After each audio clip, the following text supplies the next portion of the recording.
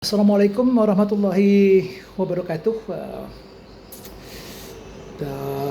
Siang hari ini setelah sholat ba'da zuhur tadi saya di Syahbudin, secara tidak sengaja saya disalami oleh beberapa adik-adik yang kebetulan ada yang berasal dari mahasiswa Kabupaten Siak, yang mereka membawa teman-temannya lagi mungkin hari Minggu di Siak melihat beberapa peninggalan sejarah, dan salah satu dari mereka menyalami saya dan mengatakan bahwa mereka menyaksikan video saya yang saya buat kemarin mengenai kondisi PTBSP, dan adik-adik ini luar biasa perhatian mereka terhadap negeri ini walaupun mereka tergolong masih sangat muda. Ini kebetulan mereka ada di depan saya, tapi atas permintaan mereka tidak mau di videokan. Pertama,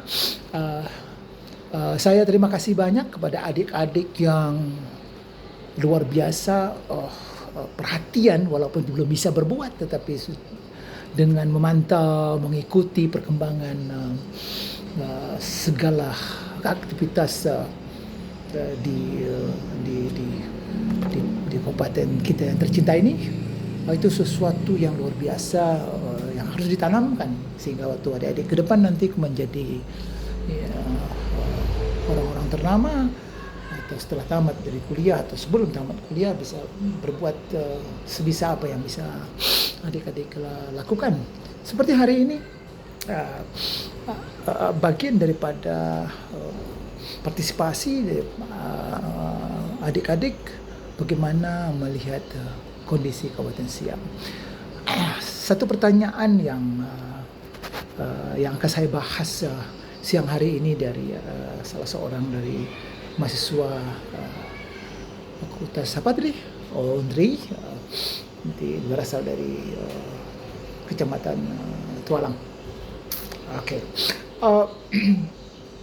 Bagaimana peran DPRD terhadap apa yang terjadi saat ini di Kabupaten Siak, khususnya apa yang sedang dilakukan oleh Ibu Bupati bersama timnya. Pertama dulu saya akan beritahu kepada adik-adik bahwa lembaga DPR ini terdiri dari orang-orang partai politik yang sebelum mereka menjadi dipilih anggota dewan, mereka terkotak-kotak di dalam gerbong-gerbong partai politik dan wilayah wilayah pemilihan masing-masing. Tetapi setelah mereka dipilih menjadi anggota DPRD, disumpah, maka mereka tidak lagi boleh terkotak-kotak. Mereka adalah perwakilan DPRD, perwakilan rakyat Kabupaten Siak, mengurusi seluruh wilayah yang berada di Kabupaten Siak. Karena mereka dibayar, kita bayar, mereka dibayar oleh rakyat lewat pajak-pajak yang kita bayar untuk mengurusi kita, mengurusi masyarakat Kecamatan Kandis, masyarakat Kecamatan Perawang, masyarakat Kecamatan Sungai Apit, Minas, dan lain-lain. Walaupun mereka berasal dari wilayah pemilihan, misalnya apa yang terjadi sekarang di Kecamatan Siak, Dewan Pemilihan Kandis harus juga mempunyai peran untuk mengatasi apa yang terjadi di Kecamatan Siak, karena mereka sekarang bukan lagi anggota Dewan Kandis, tetapi mereka anggota Dewan Kabupaten Siak. Maka saya agak sedikit uh,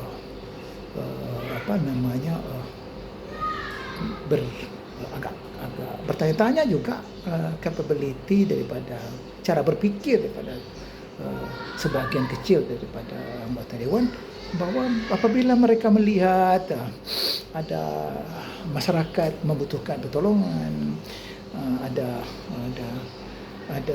keluhan-keluhan di sekitar mereka, pas mereka lewat, ada anak sekolah yang butuh bantuan untuk ditumpangin atau sejenis itu, seharusnya mereka berhenti, karena mobil yang mereka pakai disewa dari uang rakyat. Mereka tidak boleh memasang muka masam kepada setiap warga. Bagaimanapun warga itu berlakukan mereka, karena mereka dibayar oleh warga. Jadi kalau ada anggota dewan yang mukanya masam atau menolehkan muka secara sinis kepada salah satu warganya karena ada sesuatu yang tidak baik, itu perlu dipertanyakan. Mereka harus bertanya pada diri mereka sendiri. Saya makan dibayar oleh uang rakyat, kok saya membenci rakyat saya, rakyat Kabupaten Siak. Jadi itu harus dipahami. Dan kinerja, tugas dan tanggung jawab. Di dalam undang-undang jelas bahwa DPRD, anggota DPRD mempunyai hak dan kewajiban. Mereka mempunyai hak budgeting, hak kontrol, hak evaluasi. Mereka kalau tanpa mereka setujui, bupati tidak bisa jalan proyeknya. Bupati tidak bisa beli minyak mobil untuk operasional. Contohnya. Kemudian segala macam kinerja eksekutif, mereka punya hak untuk mengontrol atas budget-budget yang sudah disahkan oleh mereka. Kemudian mereka harus melakukan evaluasi atas kinerja setiap satker yang ada di bawah gerbong-gerbongnya bupati, termasuk BUMD. Maka bagaimana peran kalau ada anggota dewan, aduh kami nggak bisa kerja ini karena pimpinan kami sepertinya jalan sendiri. Salah. Pimpinan dewan itu sifatnya adalah koordinasi, bukan dia seperti bupati perintah. Pimpinan dewan tidak bisa memerintah anggota dewan. Yang punya hak veto di dalam DPR itu adalah 50+1. Apabila 50+1 suara mengatakan tidak benar suatu kebijakan yang dibuat oleh sebagian kecil anggota dewan atau pimpinan dewan, maka itu tidak benar. Maka anggota dewan harus memahami betul fungsi dan kewajiban tugas mereka. Nah sekarang bagaimana peran mereka saat kondisi BSP? Mereka tidak bisa biarkan Ibu Bupati bersama Komisaris Utama, bersama Direktur Utama membenahi internal BSP. Dan tidak ada satu orang pun anggota dewan boleh mengatakan itu pimpinan dewan yang sudah urus. Nggak bisa. Itu menjadi kewajiban seluruh anggota DPRD Kabupaten Siak. Mereka tidak bisa cuci tangan atas kondisi PT BSP San ini. Dan mereka tidak bisa biarkan Ibu Bupati bersama timnya bekerja sendiri. Mereka harus ikut karena mereka dibayar oleh kita, oleh rakyat. Dan kerja mereka dilindungi oleh konstitusi. Beda dengan kita, Pak. Saya sekarang sudah berada di luar institusi. Saya masyarakat biasa. Saya bisa hanya sekedar memberi masukan-masukan yang sifatnya social force, tidak kekuatan. Tetapi apabila DPR berbunyi, DPRD, anggota DPRD berkata, maka itu ada sanksi hukum kalau tidak dilakukan oleh pihak eksekutif. Anggota dewan. Jadi mereka jangan beralasan bahwa karena pimpinan dewan sudah melakukannya, jadi kita tak boleh. Tapi tidak bisa, harus ada evaluasi dan harus ada kinerja yang terukur, Bapak. Jadi saya bertanya juga saat sepertinya Ibu Bupati bekerja sendiri. Tapi kan tidak begitu. Sepertinya, misalnya beliau mengeluh ada tunggakan sewa mobil dinas yang dia sebelumnya tidak tahu. Harusnya ini kan tugas anggota dewan untuk mengatasi ini bersama-sama Ibu Bupati karena dia masih baru.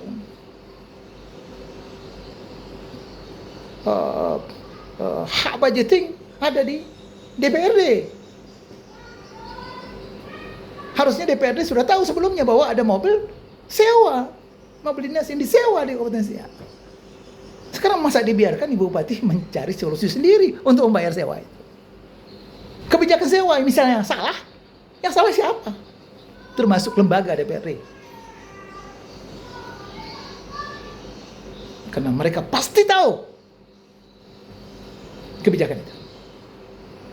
Tidak mungkin bupati lama berani menyewa mobil dinas tanpa sepengetahuan lembaga DPRD, tanpa setujui oleh lembaga DPRD Kabupaten. Tidak mungkin. Kalau itu terjadi, maka bupati lama yang harus bayar tuh sewa. Karena dia mengambil tindakan sendiri tanpa ada izin daripada pembuat budget. Siapa itu yang berhak membuat budget, menyetujui budget? DPRD. Itu yang adik-adik harus pahami, masyarakat harus pahami. Maka sesuai dengan yang adik-adik minta pembicaraan kita ini direkam supaya masyarakat juga tahu, saya dengan senang hati saja karena tidak ada yang dirahasiakan.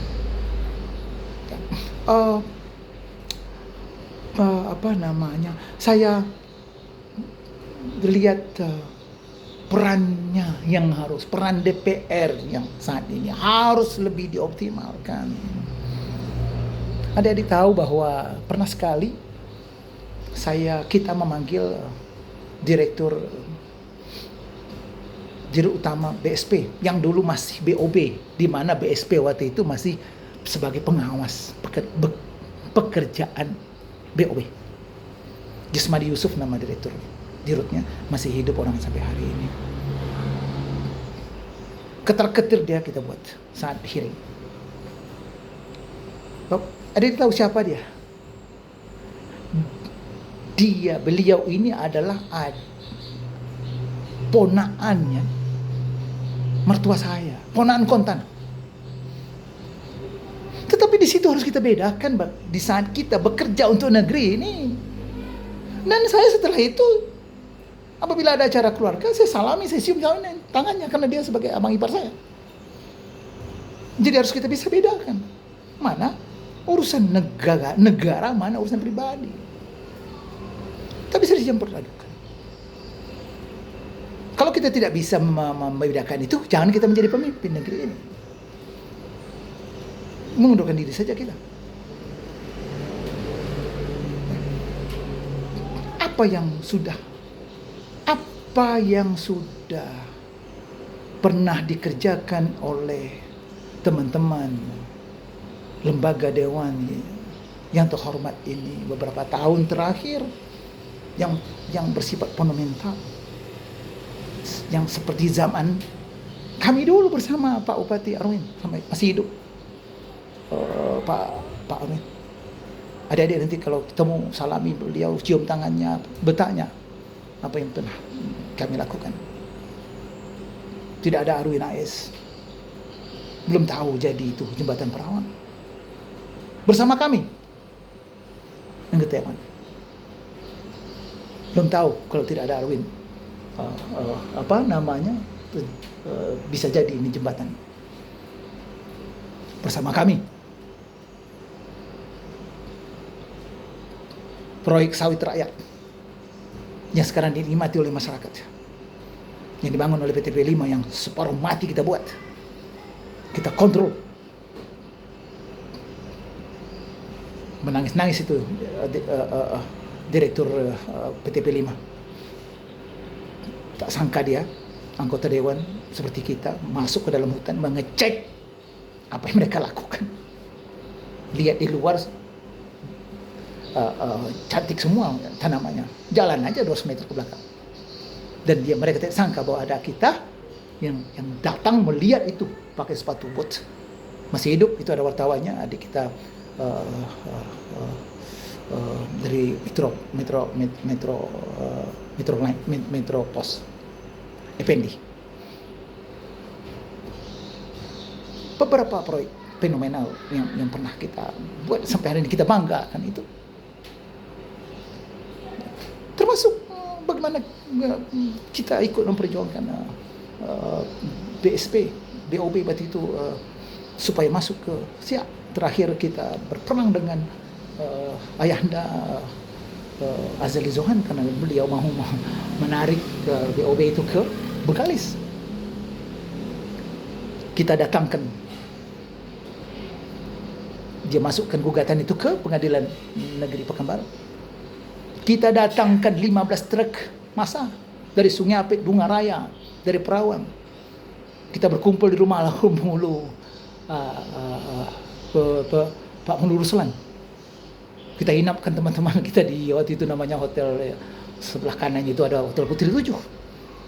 Mungkin Pak Ketua Dewan sekarang masih sangat muda banget, dia ikut-ikut. Iya, gemetaran kepada Pengadilan Pekanbaru.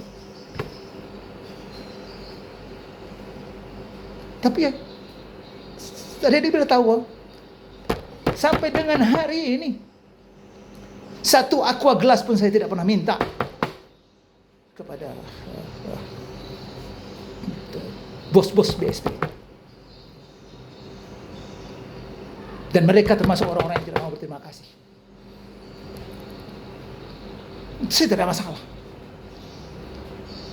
Mereka tidak tahu, mereka tidak mau tahu dengan perjuangan kita. Mereka tidak mau baca sejarah. Mereka hanya menikmati, menghancurkan tahunya. Maka sampai sebelum ajal saya mempunyai kewajiban untuk mengawal itu semampu yang saya bisa, seperti hari ini, seperti selama adik-adik ini.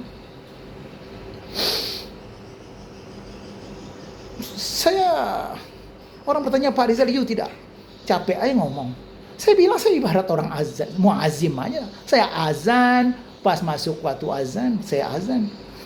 Masa saya tanya sebelum azan pada orang kiri kanan, tetangga kiri kanan, kamu orang merasa tak enak nggak telinga kalian melihat dengar saya azan? Nggak mungkin, mau you. Tak enak telinga kamu dengar azan, itu urusan kamu. Tapi setiap masuk waktu sholat, saya azan. So what? Ada-ada apa mau larang saya azan? Berdosa kamu.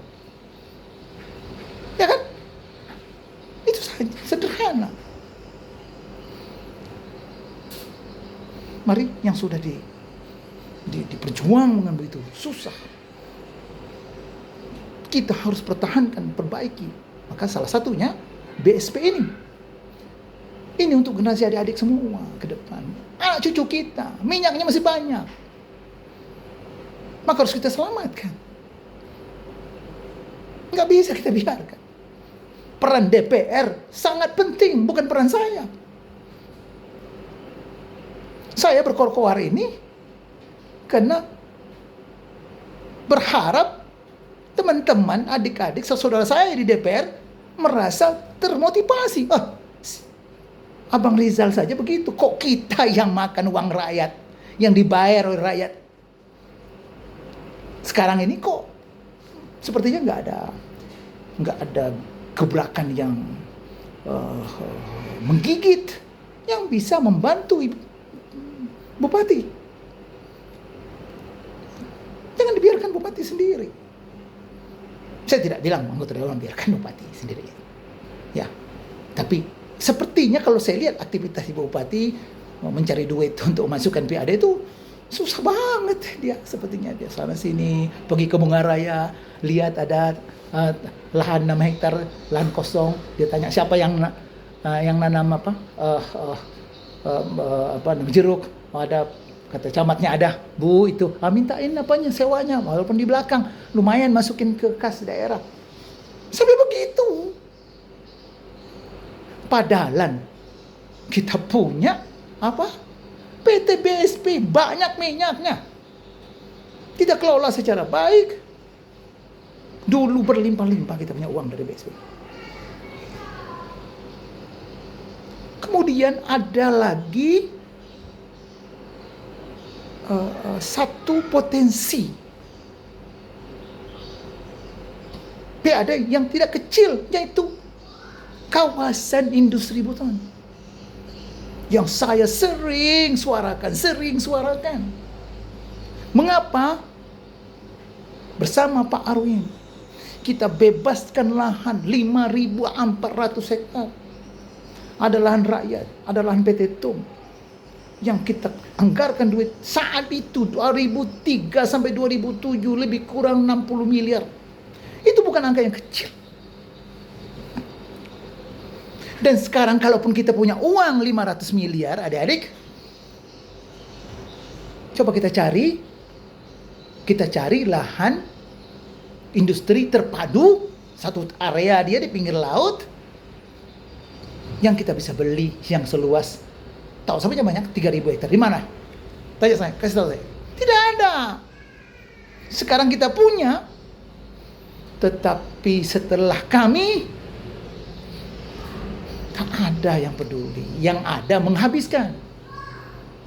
Sekarang saya kasih tahu hanya 600 hektar yang dikelola, yang berbentuk APL.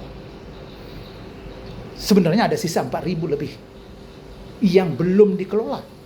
Kita menunggu ada investor. Tetapi sambil menunggu ada investor, kan bisa lahan tidur ini kita sewakan kepada perusahaan-perusahaan yang punya HTI. Oke, you apakah PT A atau PT B, you tanam akasia ya, 2.000 hektar. Oke, kerjasama dengan BUMD. Hasil panennya berapa persen untuk you, berapa persen untuk kami, masuk ke PAD. Daripada terlantar. Tapi saya bicara terlantar atau tidak, question mark. Pertanyaan besar bagi saya hari ini. Karena tidak ada satupun pejabat negeri ini yang bisa menjawab atau menerangkan kepada masyarakat kita bahwa bapak-bapak, masyarakat Kabupaten Siak, sekarang sebenarnya lahan di KTB kita itu totalnya misal kata dari 5.400 itu rupanya cuma ada 4.100. Dari 4.100 hektar itu 600 sudah terpakai untuk kegiatan baju bongkar muat segala macam. Ada masih 3.000 yang terbengkalai, yang masih kosong. Atau ada yang 3.000, Pak, ini digarap oleh masyarakat, kita harus benahi dulu. Kita harus kosongkan. Atau kondisinya bagaimana? Ini kan salah satu untuk mendapatkan PAD.